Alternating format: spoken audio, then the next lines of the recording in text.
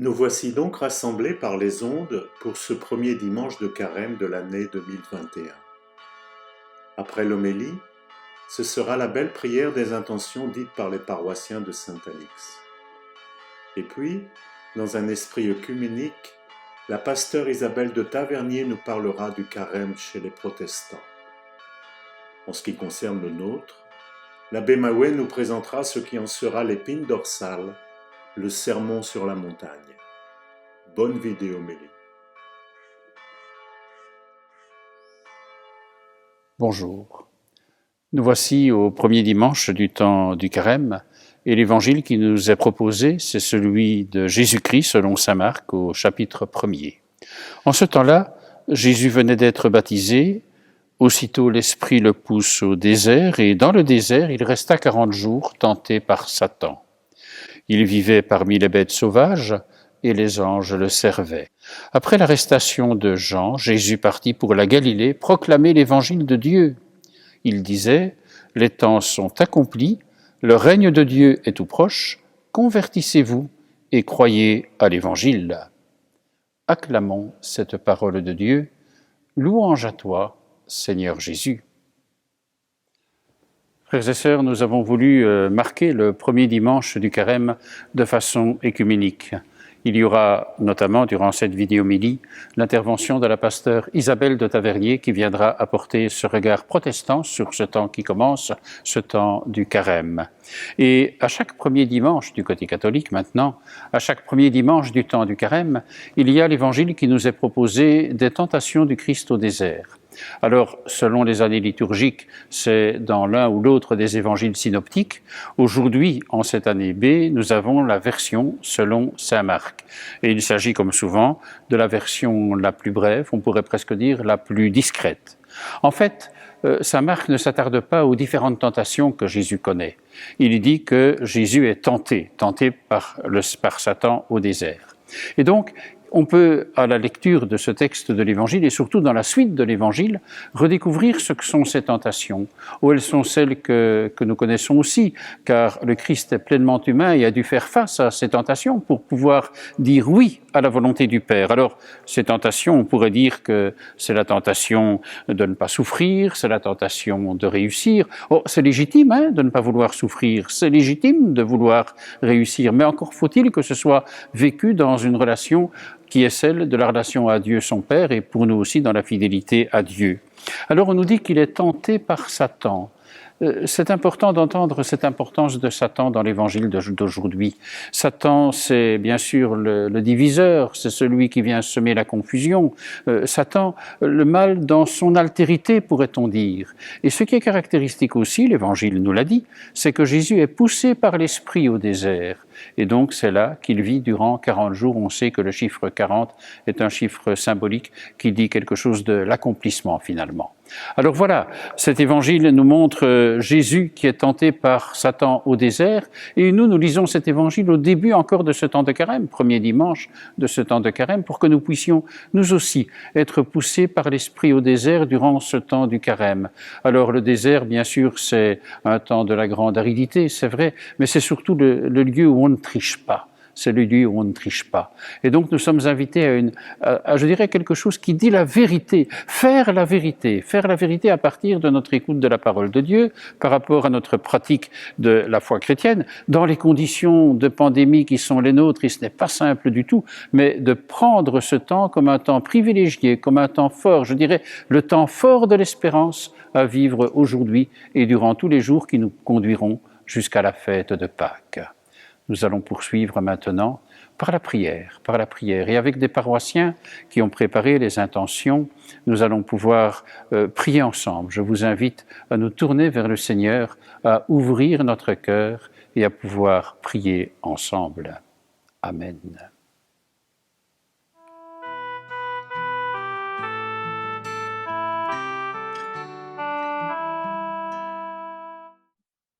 Prions plus spécialement en ce temps de carême pour les malades, qu'ils soient du Covid ou autres. Que leur cheminement soit éclairé par les soignants qui offrent leur savoir et leur présence sans compter. Protège-les tous, Seigneur. Écoute la prière de tes enfants.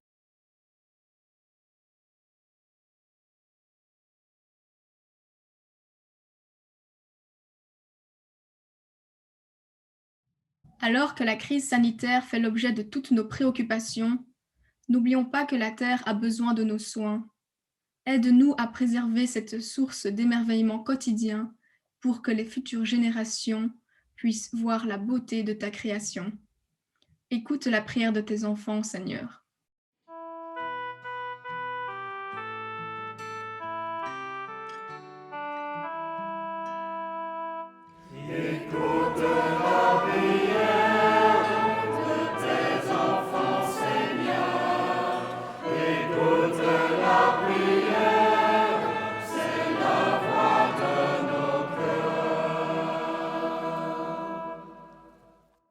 Seigneur, ton Église est faite de pierres vivantes. Permets à chaque chrétien d'y trouver sa place et ainsi de participer à sa mission. Qu'elle puisse se réinventer afin de rester accueillante pour tous. Écoute la prière de tes enfants, Seigneur.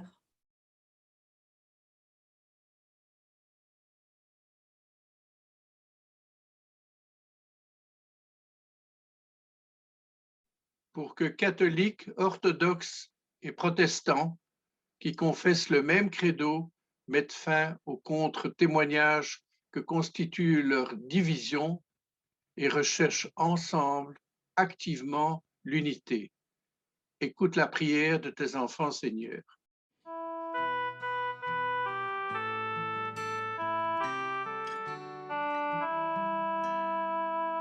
Écoute la prière de tes enfants, Seigneur. Écoute la prière, c'est la voix de nos cœurs. En ces temps solitaires, les jeunes éprouvent des difficultés à rester motivés. Aide-les à envisager l'avenir avec confiance et à trouver dans la foi le réconfort dont ils ont besoin. Seigneur, écoute la prière de tes enfants.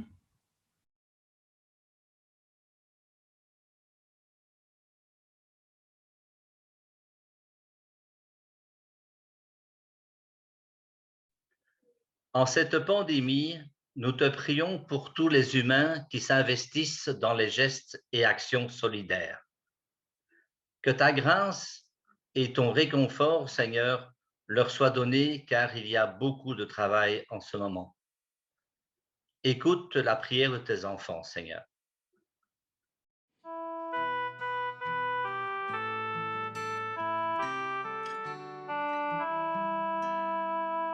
Écoute la prière de tes enfants, Seigneur. Écoute la prière, c'est la voix de nos cœurs. Pour que les détenus de la prison d'Ytre, si isolés par la pandémie, ne perdent pas l'espérance et trouvent du soutien autour d'eux. Écoute la prière de tes enfants, Seigneur.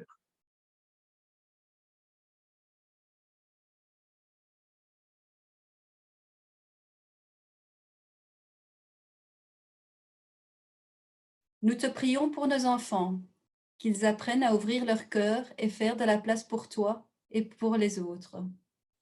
Qu'ils rencontrent sur leur route des chrétiens qui les aideront à grandir dans la foi et qu'ils puissent nous transmettre la joie et la confiance qui les habitent.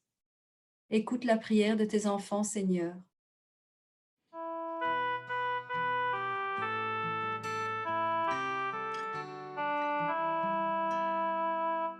Écoute la prière de tes enfants, Seigneur. Écoute la prière, c'est la voix de nos cœurs.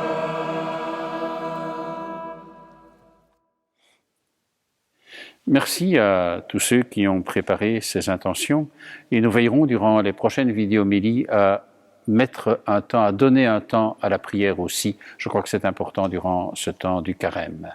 Nous allons maintenant laisser la parole à Isabelle de Tavernier, la pasteure Isabelle de Tavernier, qui est pasteur au service de l'Église protestante de Bruxelles Botanique.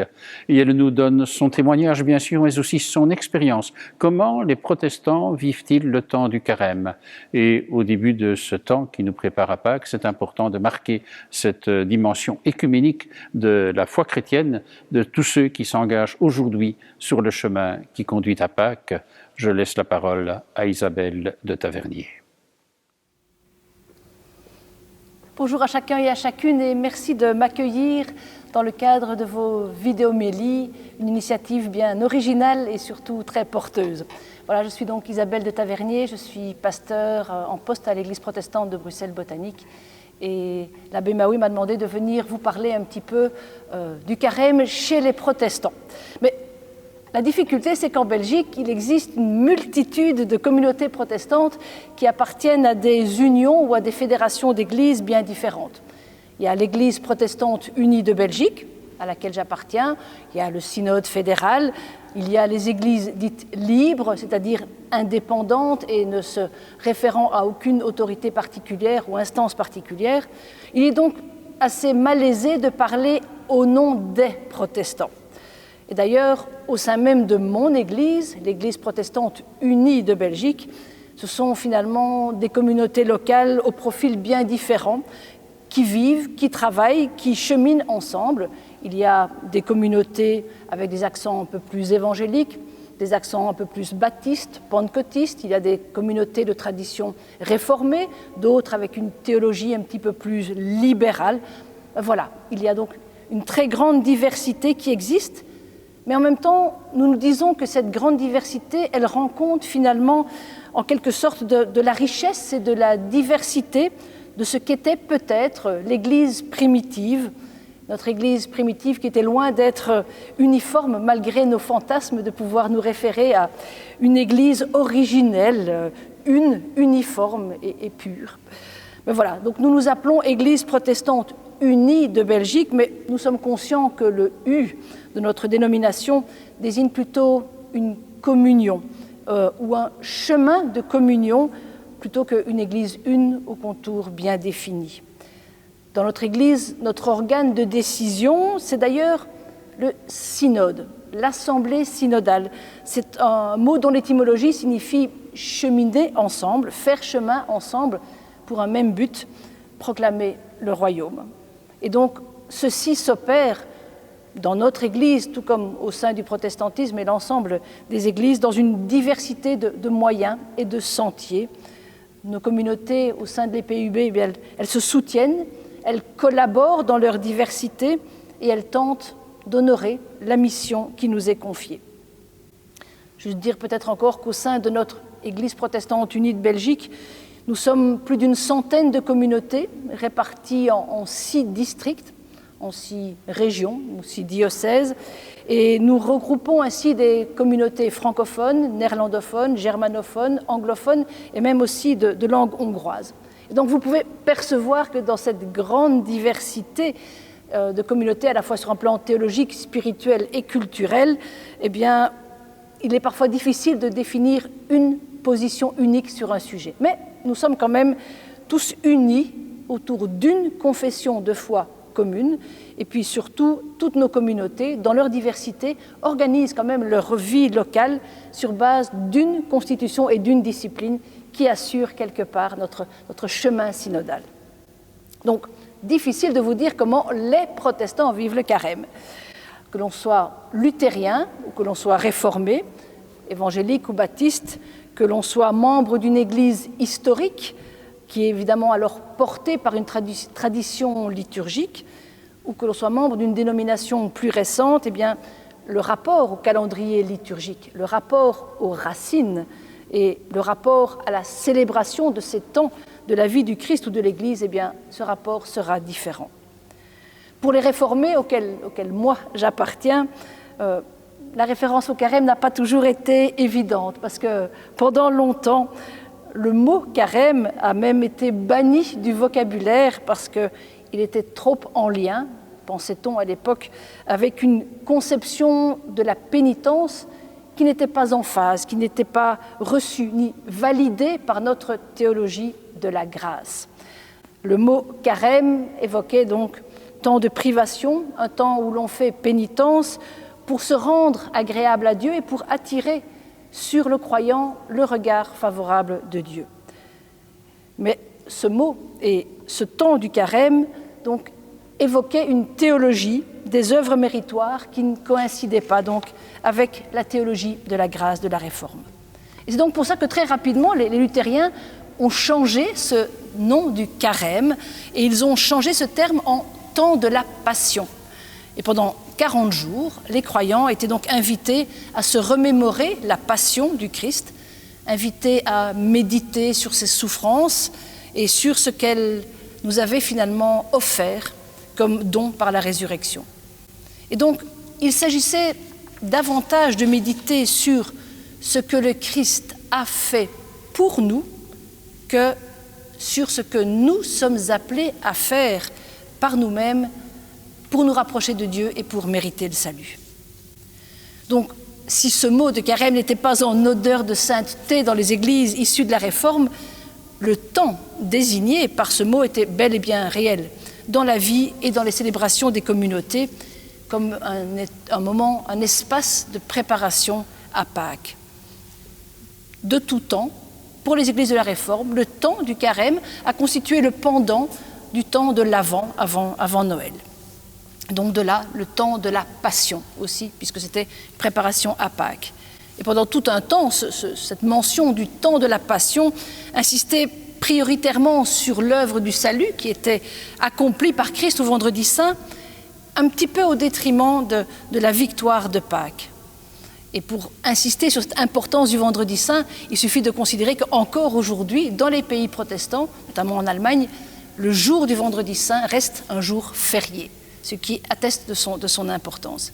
Mais finalement, assez rapidement, Vendredi Saint et Pâques se sont célébrés comme les deux faces indissociables d'une même pièce. Et donc, de nos jours, comment est-ce que nous vivons le carême ? Peut-être dire tout d'abord que nous n'avons pas dans notre calendrier liturgique de célébration du mercredi des cendres. Dans la plupart des communautés, nous entamons véritablement le carême au premier dimanche du carême, mais nous constatons qu'ici ou là, il y a maintenant des tentatives et des essais liturgiques pour essayer de retrouver finalement la portée et le sens de cette célébration aussi du mercredi des cendres. Et ça, je pense que ce sont les bienfaits de l'écuménisme, d'avoir permis de faire tomber ces exclusives et d'ouvrir alors des espaces de créativité liturgique qui répondent à de vrais besoins, et notamment dans les foyers mixtes. Et donc, l'entrée en carême se fait donc au premier dimanche, et puis tout ce temps de pèlerinage biblique nous permet, tout comme vous, me semble-t-il, puisque nous utilisons généralement le même calendrier liturgique avec les mêmes péricopes, nous permet aussi donc de revisiter les grands moments de l'histoire, de la libération du peuple, les grands moments de l'Alliance, et ainsi de nous préparer à la fête de Pâques. Mais peut-être une spécificité chez nous, c'est que c'est véritablement un évangile de combat et de victoire que nous voulons faire retentir dans nos communautés au cours du carême et dont nous voulons nous inspirer. Et donc je dirais peut-être qu'aujourd'hui, la plupart de nos communautés qui célèbrent ce carême marquent ce temps liturgique de 3 manières. C'est d'abord un temps marqué par le retour sur soi, sur sa pratique et sur sa spiritualité. Il y a, pendant toute cette période-là, un accent particulièrement marqué et des invitations particulièrement adressées à des temps d'arrêt dans les rythmes effrénés de nos vies, temps de retour sur soi, temps de bilan dans le face-à-face à Dieu, comme l'évoque évidemment la symbolique des 40 et toutes ces périodes de 40 jours ou années dans l'Écriture. Et donc, temps mis à part pour une rencontre, pour un cœur à cœur, un temps pour, comme je pense aussi chez vous, simplement faire le tri entre l'accessoire et l'essentiel, élaguer l'intérieur du cœur pour retrouver l'essentiel. Et les textes des évangiles de ces dimanches-là nous plongent tellement au cœur de la grâce, de l'accueil inconditionnel du Père, par-delà tous les errements, que c'est cela que je voulais désigner par cet évangile de combat et de victoire.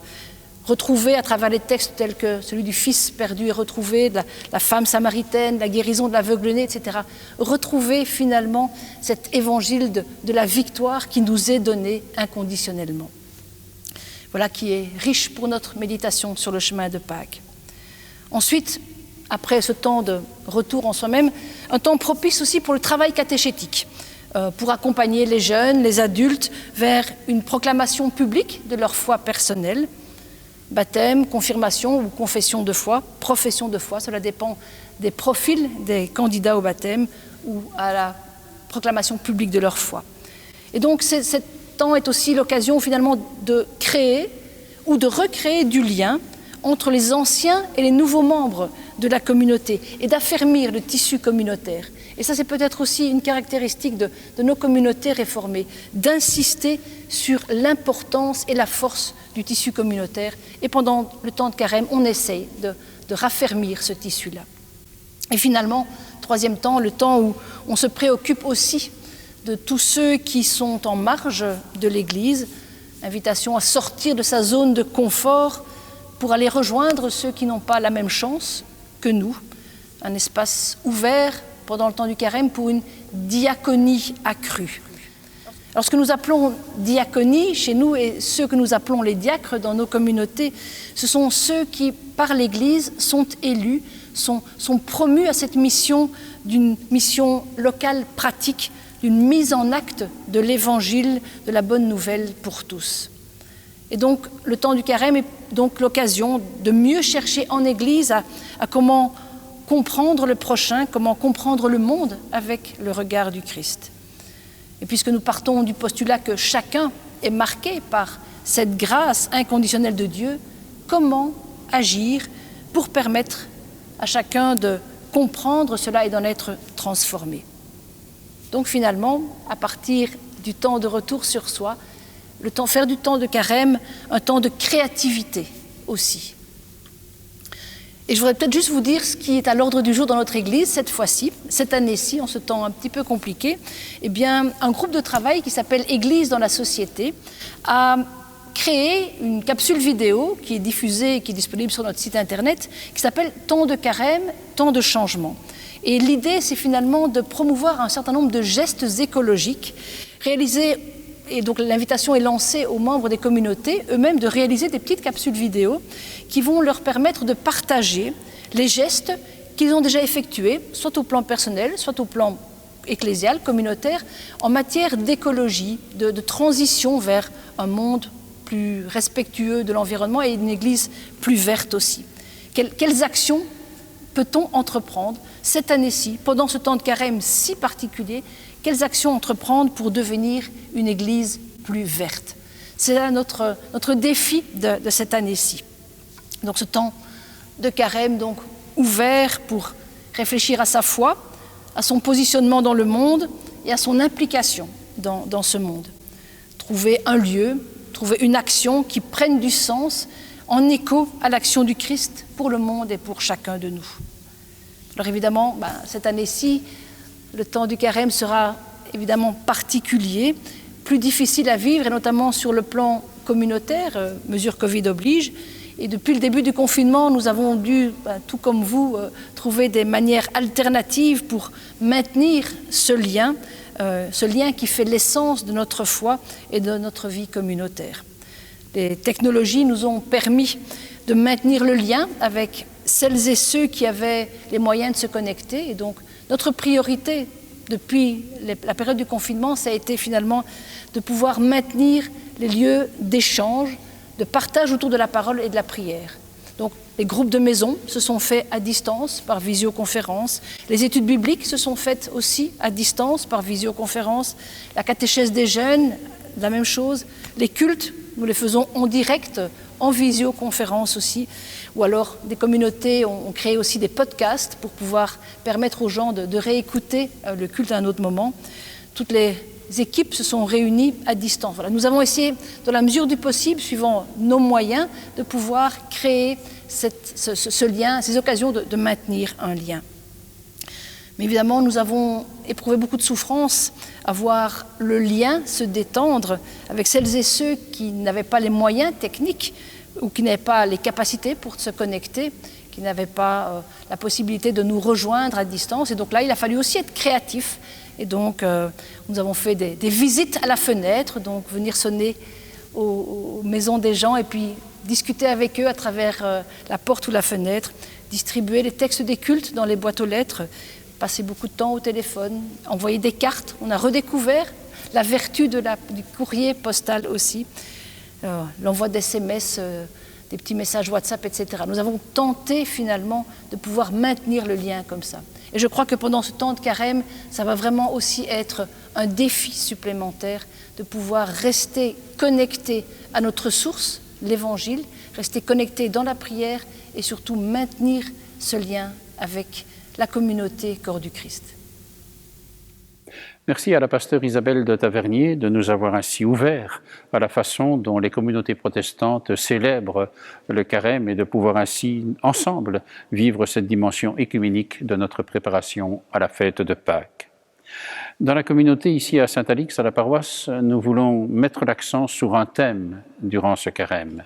Et ce thème, c'est le sermon sur la montagne. Je voudrais vous y introduire en ce premier dimanche du temps du carême.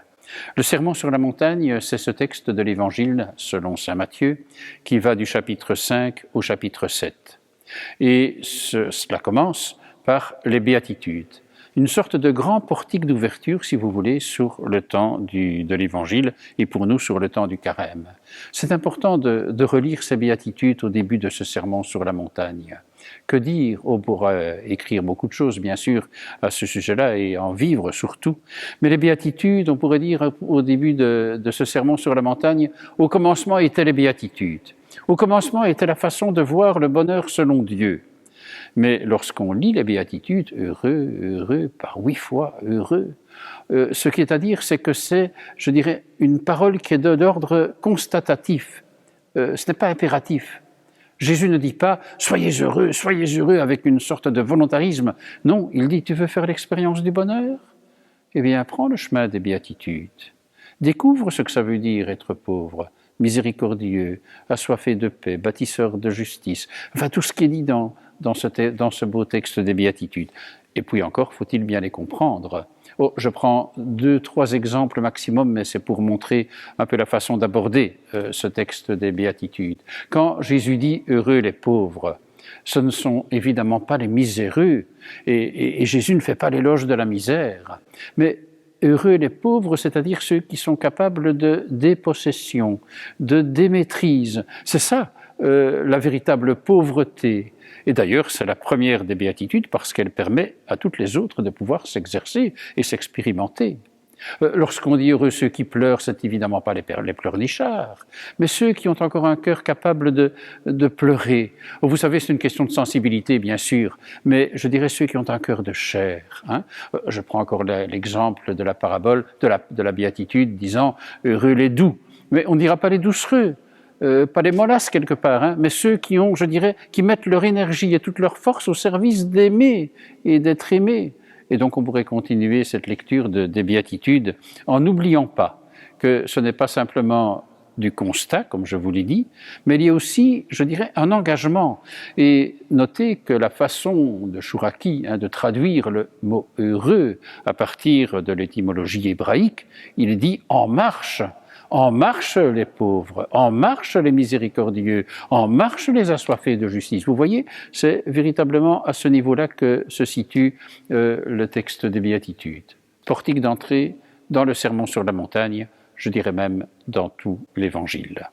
Et puis alors il y a cette parole qui vient juste après les béatitudes où Jésus nous dit « Vous êtes le sel de la terre et vous êtes la lumière du monde ». Oh, le sel, c'est ce qui donne du goût. Mais c'est aussi ce qui est invisible dans les aliments. Quand on commence à voir du sel dans la nourriture, c'est qu'il y en a sans doute un petit peu trop. Donc c'est l'enfouissement, si vous voulez. Et puis alors la lumière qu'on ne peut pas mettre sous le boisseau, mais sur le lampadaire, et qui dit toute la lumière qui indique un chemin.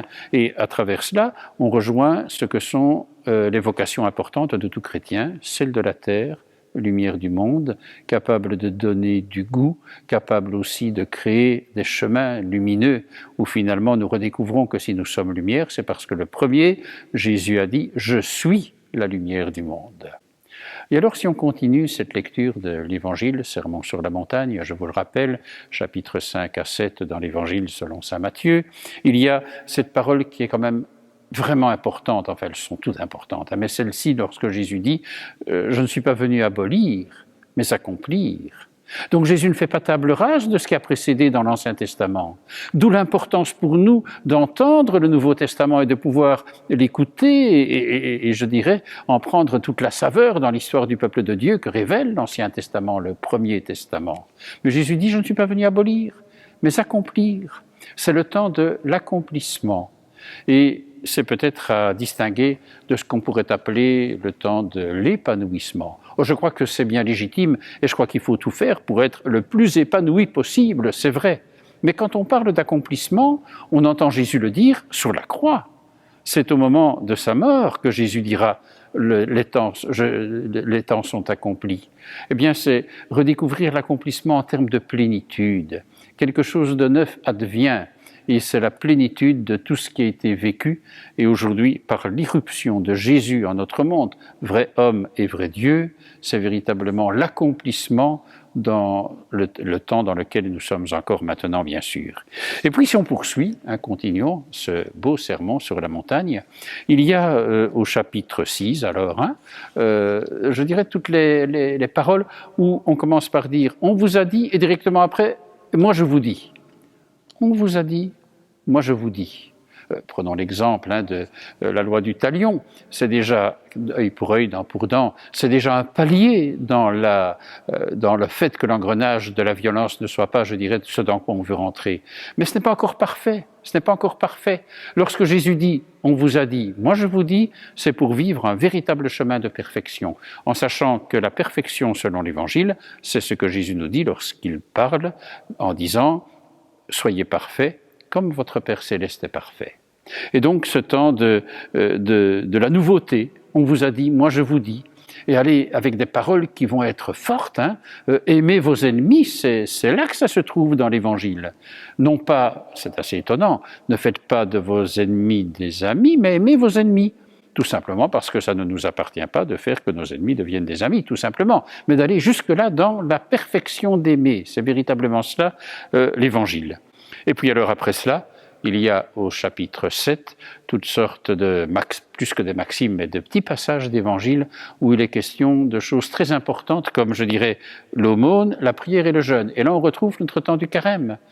Juste après le chapitre 6 où Jésus nous dit « On vous a dit et moi je vous dis », la nouveauté et radicale de sa parole, c'est finalement les trois attitudes fondamentales du carême qu'on a redécouvert aussi le mercredi des cendres au début du carême, l'aumône, la prière et le jeûne. Et notez que lorsque on parle ainsi de l'aumône, de la prière et du jeûne, l'aumône c'est notre relation aux autres, bien sûr, dans le sens du partage, de la solidarité, de la justice. La prière c'est bien sûr la relation à Dieu. Et le jeûne, il y a quelque chose de notre relation à nous-mêmes. Faire jeûne dans le jeûne, au sens de faire place, donner la place. Et donc, c'est ce qui est dit dans l'Évangile que nous lisons dans le Sermon sur la montagne.